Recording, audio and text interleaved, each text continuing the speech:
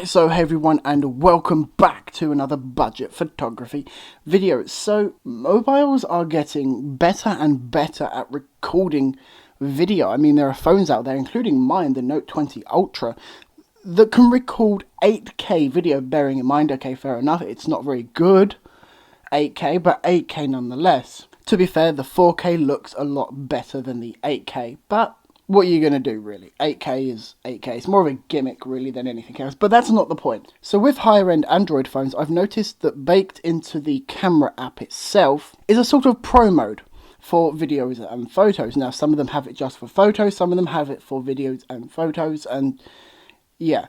Now, I'm quite lucky, the fact that on my current phone and on my previous phone, I had a professional photo mode where that you could change majority of the settings, and it's the same with video on here. Now, you can't really do a lot. You can change the white balance, the shutter speed, the frame rates, and the ISO. There are things that are, kind of unchangeable, but that's not really the point. You can't change them because they're fixed. Like, you can't change the lenses because it's a fixed lens. You can't change the aperture because it's a fixed aperture. And as I said, not every single phone has this feature. So what if you can't afford to buy a flagship phone or a mid-range phone? Because, well, let's be honest, they're not cheap at all. By any means, they're not cheap. I've just dropped over $1,000 on my current phone. Why? I don't know, but I wanted it. So, yeah, and I needed a new phone, and I wanted a phone that was going to last me a long time. Anyway, that's besides the point. On cheaper phones, you don't usually have that kind of customization within the homegrown, app itself. You have to kind of get a third-party app, and majority of the time they're pretty crap. And I think I found another one. It's called Protake. You can get it for Android and iOS. It's about £8, I think, at the moment, but its normal price is about £18, and it is a total rip-off. It is literally a total rip-off. Like, full stop, total rip-off. You can't really do much within the actual app itself. I mean, you can change the profile to a log color, but it's, I've had some time to edit some footage that I have recorded on this, and it's, the log profile, while it's nice to have, it's not very good. I mean, you do have to kind of think, yes, this is a mobile phone app, so it's never really going to be very good. But bearing in mind that this phone shoots up to 8K, it shoots 4K, and most phones shoot at least 4K. And this doesn't. This app kind of limits you to 1080p at 32 megabits per second, which is pretty good. I'm not saying that that's not good, but it would have been nice to have at least a 4K option within within this app, because a lot of phones nowadays can shoot 4K at the minimum. And then you've got the the bog standard stuff. You've got the wide lens, being able to change your lenses. You've got your white balance and what white balance you want. You can change your ISO, your shutter speed, your frames per second, and that's really about it. You get some better hand controls, but if you're anything like me with a big phone, you won't really use them, purely because it's such a big phone, which isn't really the fault of the apps.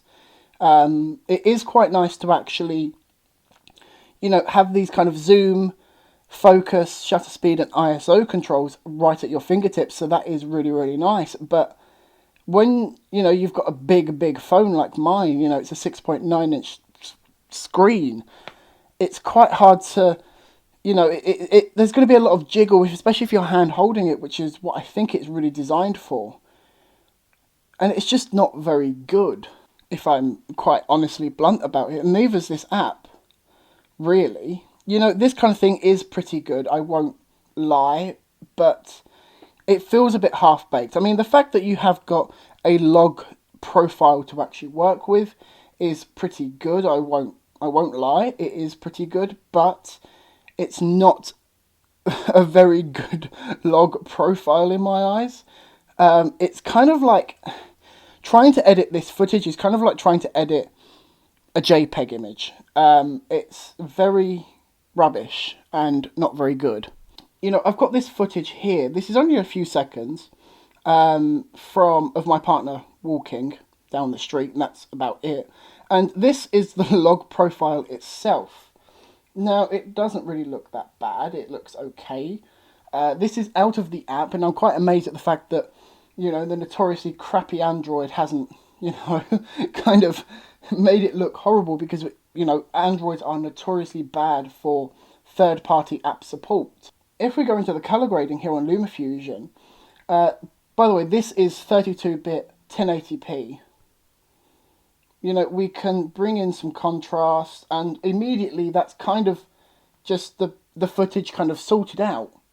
I mean, we can bring in some saturation, but that doesn't look, maybe some vibrancy, but we can't change, you know, too much. You know, if we bring the highlights down, it looks horrible. You know, we haven't really got that kind of detail. If we go over to cropping, especially just over here at this cloud by the CCTV camera, and now can't seem to, let's just come out with all that. Come on, there we go. You know, we haven't really got that data there, even though it's 32-bit, but,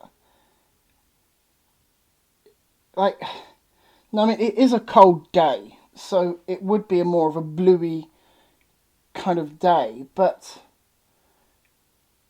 it just kind of, it doesn't look right to me. It just looks half-baked, this log C colour, and it's just not very good. So I really wouldn't advise, to be fair, this kind of app at all. I mean, I suppose it could be good on maybe an iPhone, but I highly doubt that. It's just not very good. So in a nutshell, the Hate Protake is not very good. It's okay, maybe mediocre. We could do some more features within it, but I highly doubt we're going to get that kind of thing. Maybe some real log.